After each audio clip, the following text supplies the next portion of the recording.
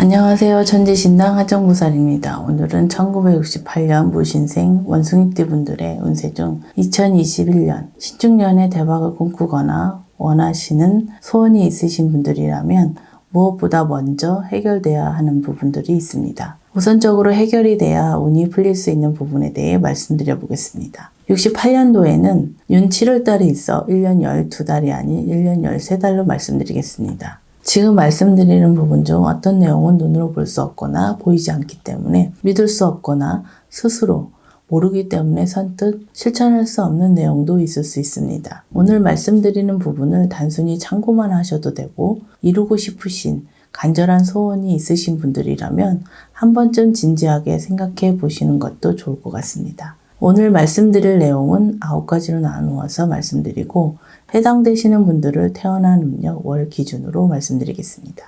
또한 개인의 전체 사주로 말씀드리는 것이 아니기 때문에 전체 사주나 개인의 상황에 따라 변동이 되거나 중복될 수 있다는 점 참고해서 시청하시면 되실 것 같습니다. 68년생 원숭이띠 분들의 운세 중 2021년 신축년의 우선적으로 해결이 돼야 풀리는 부분에 대해 말씀드리겠습니다. 첫 번째는 산소 문제, 다시 말해서 산소탈을 잡아야 되는 분들입니다. 해당되시는 분들은 음력 1월, 5월, 윤 7월, 10월생 분들입니다. 산소탈이라고 하면 저희 제자분이 가장 많이 하는 말 중 하나가 아닐까 싶은데요. 하지만 그만큼 중요한 부분이기 때문에 말씀드리는 것이라고 생각이 듭니다. 조상님들이 계시는 산소이장, 합장 때문에 산소에 문제가 생기는 경우도 있겠지만 천재지변, 자연적 현상으로 산소에 문제가 생기는 경우가 생길 수도 있기 때문에 이장이나 합장을 하지 않으신 분들이라면 시간을 내서 산소에 문제가 없는지 한 번쯤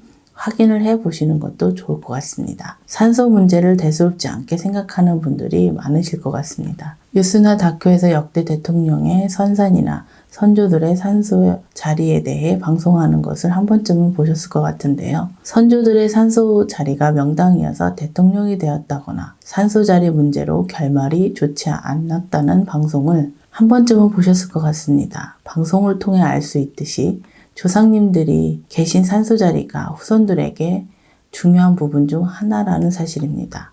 지금 방송을 보시는 분들은 산소탈에 대해 다시 한번 생각해 보시는 계기가 되었으면 합니다. 두 번째는 어린 영가의 원혼을 풀어줘야 되는 분들입니다.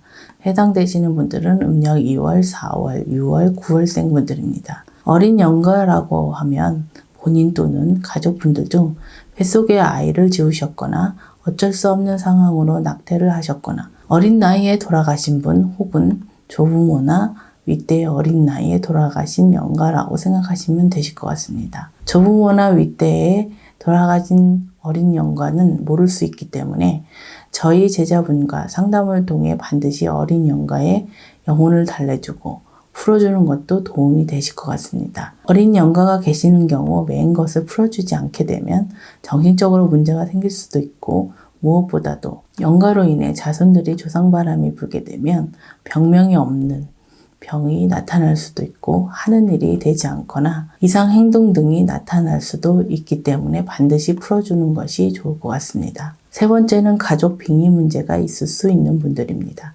해당되시는 분들은 음력 2월, 3월, 5월, 11월생 분들입니다. 지금 말씀드린 부분은 민감할 뿐 아니라 빙의의 시작이 가족분들에게서 시작된 건지 본인에게서 시작된 건지 정확하게 알 수 없지만 지금 말씀드린 분들은 시기적으로 본인이나 가족분들 중 빙의 문제가 있을 수 있는 분들이라고 생각하시면 되실 것 같습니다. 빙의의 증상은 매우 다양하기 때문에 차후 빙의의 증상에 대해 말씀을 드리고 오늘 말씀드린 분들은 가족 간의 다툼이 잦고 심지어 심하게 싸우는 상황이 많은 분들이라면 가족 빙의 문제를 의심해봐야 하는 분들이라고 보시면 되실 것 같습니다. 네 번째는 별거 중이거나 이혼 절차상 마무리가 확실히 돼야 되는 분들입니다. 해당되시는 분들은 음력 1월, 2월, 5월, 12월생 분들입니다. 사실상 현재 이혼을 하신 거나 마찬가지이신데 아직 서류상으로 완벽하게 정리가 안 되신 분들이 해당된다고 보시면 되실 것 같습니다. 부부간에 헤어진 지 오래되신 분들도 있을 수 있고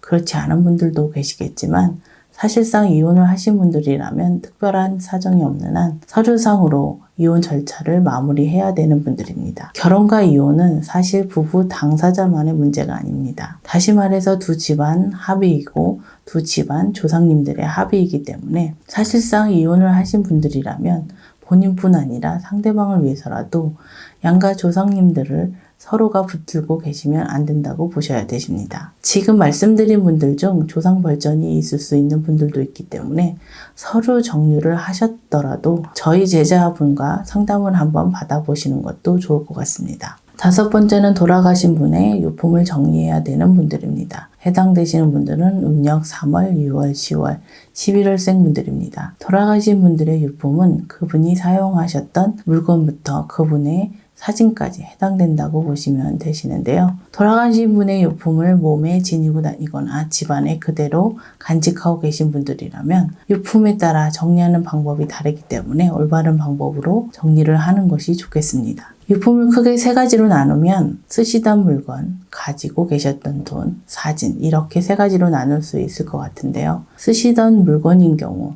소각하는 것이 가장 좋고 가지고 계셨던 돈이라면 유산인 경우만 빼고 작은 돈은 종교단체에 기부, 시주하는 것도 방법입니다. 마지막으로 돌아가신 분의 사진인 경우 가능하면 지니고 다니지 않는 것이 좋겠는데요. 사진을 흰 종이로 잘 싸셔서 서랍에 넣었다가 보고 싶으실 때 꺼내보시는 것이 가장 좋은 방법일 수 있겠습니다. 지금 말씀드린 방법은 대략적이고 보편적인 방법만을 말씀드렸기 때문에 유품의 특성에 따라 방법이 달라질 수 있다는 점 참고하시면 되실 것 같습니다. 6번째는 돌아가신 분의 천도를 다시 해야 되는 분들입니다. 해당되시는 분들은 음력 1월, 2월, 7월, 윤 7월생 분들입니다. 천도 의식을 하지 않은 분들도 계실 수 있기 때문에 그러한 분들도 해당된다고 생각하시면 되실 것 같습니다. 천도 의식을 하신 분들이나 그렇지 않은 분들 모두 결론적으로 말씀을 드리면 제대로 천도가 이루어지지 않은 분들이라고 생각하시면 되실 것 같습니다.